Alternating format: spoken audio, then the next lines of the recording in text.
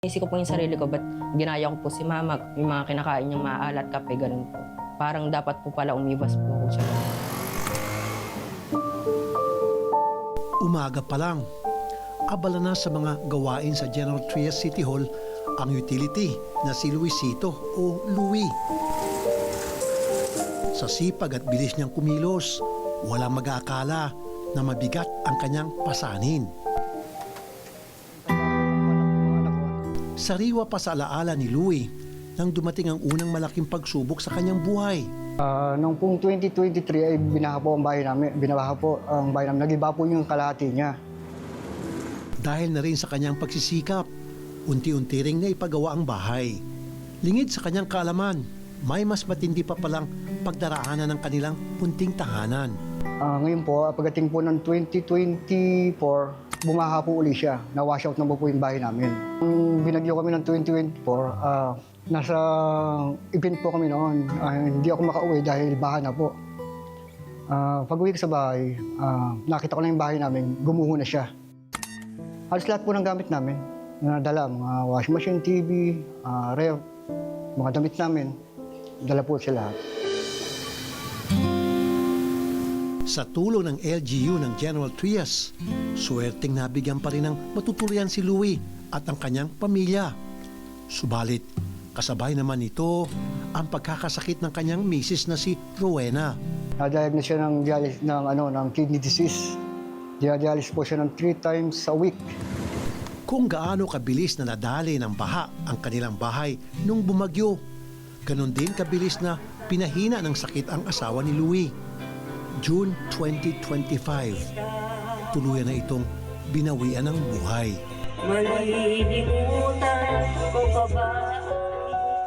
Nag-insulin siya. Ang problema po, itinigil niya insulin, ayaw niya mag-insulin. Bago ayaw niya rin magpa-check up. Kaya ang nangyari, doon po, pag namin sa mataas na keratin niya. Sira rin yung dalawang bato. Kaya inuwi namin dito sa Gentry. Mga ilang araw lang yun, nawala na siya. Kung ilalarawan nga raw ni Louie ang mga nangyari sa 3 magkakasunod na taon, masasabi niyang kota na siya sa mga problema. Pero mas may ibibigat pa pala yan sa pagtatapos ng taong 2025. Hindi po ako nagsasabi kay Papa eh. Nahiya na po ako kasi po ang dami niya pong problema, ganun po.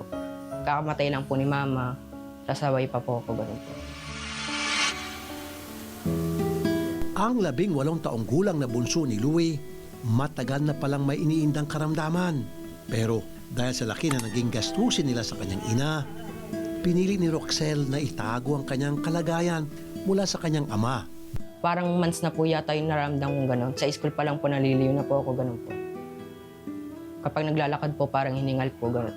Siyempre po, naawa po kay Papa kasi po, hirap na po siya paikot-ikot sa puhunan ng pera, pambayad po sa ospital, ganun po, gastusin. Dumating ang araw na hindi na talaga kinain ni Roxel. Kinailangan na siyang itakbo sa ospital.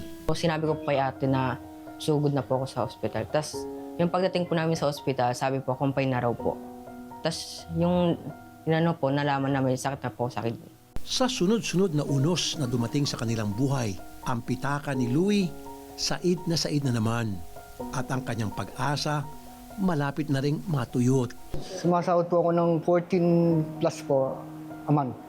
Kaso nga lang, kulang gawa sa dami ko ng loan. Kasi nung umpisa na diagnosis misis, puro loan na ginawa ko. Bago ngayon sa anak ko pa, ganun pa rin.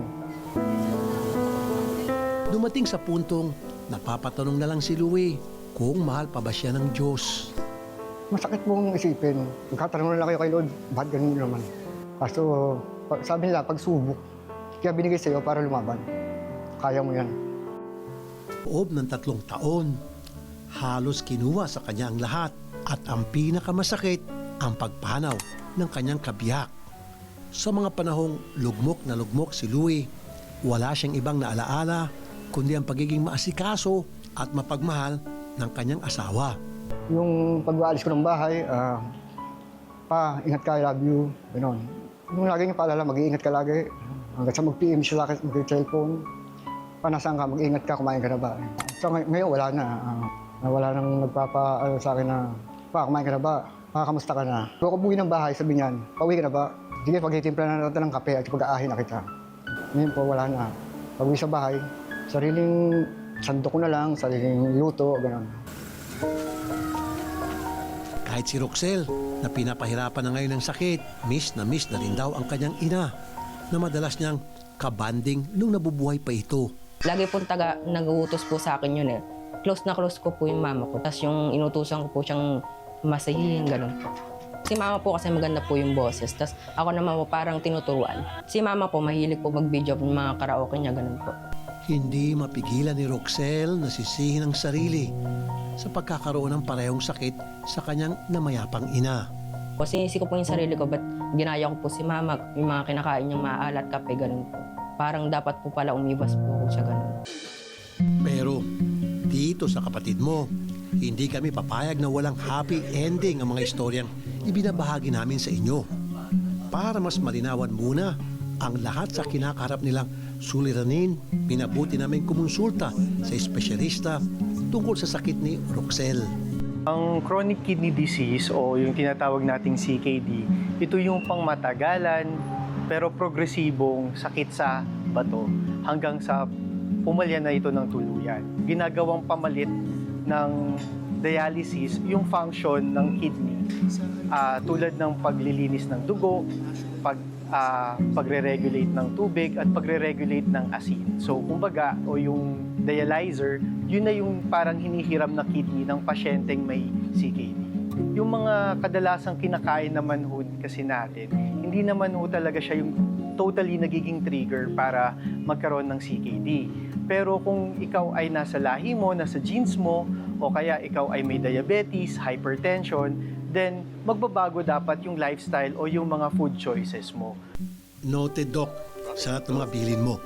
Lahat ito, susundin namin sa pinaplano naming lunch date ng pamilya na matagal-tagal na rin daw nilang hindi nagagawa.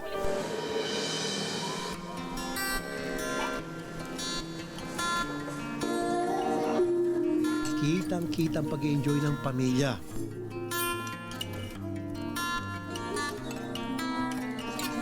At para matulungan na gumaan ang kanilang pasanin, sinagot na rin namin ang oxygen tank, mga gamot at iba pang medical needs ng kanyang bunsong si Roxel.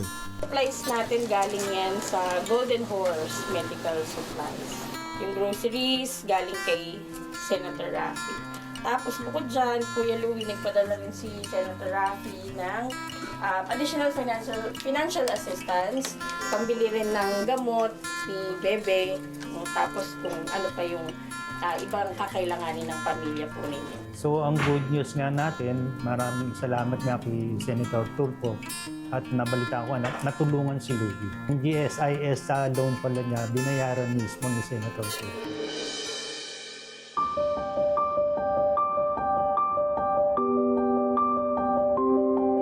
Kaya ka namin binalikan ngayon kasi gusto namin ibalita sa iyo na yung kabuuan ng loan mo sa GSIS, binayaran na ni Senator Raffy. Napakasaya po, napakaluwag ng para magsisimula ulit ako sa umpisa na maluwag na ngayon sa hindi ako mahirapan pag katulad ng gastusin. Meron na rin ako sinusweldo ngayon.